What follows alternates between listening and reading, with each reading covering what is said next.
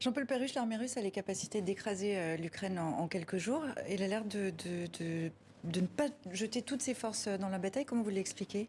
Bien parce que l'objectif politique du président Poutine était à l'évidence de prendre le contrôle et donc la domination de l'Ukraine.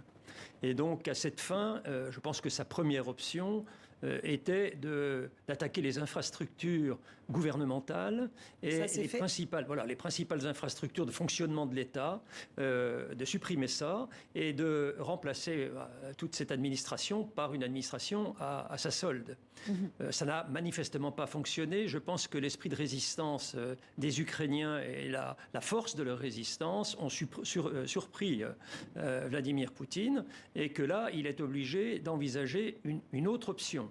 Alors la deuxième option, c'est effectivement d'essayer d'engager plus de forces à divers endroits du théâtre ukrainien pour essayer de prendre le contrôle d'une plus grande partie du territoire ukrainien sans forcément tout détruire. C'est ce qui se passe. Je vous pose la question. Jusqu'à hier, on avait l'impression que tout était concentré sur Kiev. Aujourd'hui, et depuis cette nuit, on l'a vu, Kharkiv, également un front qui s'est ouvert vers le Donbass. Est-ce que ça veut dire effectivement c'est la preuve de cette stratégie en fait? Tout à fait. Enfin, moi, c'est comme ça que je l'interprète personnellement, parce que j'ai toujours pensé que prendre une ville comme Kiev de 3 millions d'habitants sur une grande surface de terrain, avec beaucoup de construction, était quelque chose d'extrêmement difficile, même avec des effectifs nombreux. Pourquoi?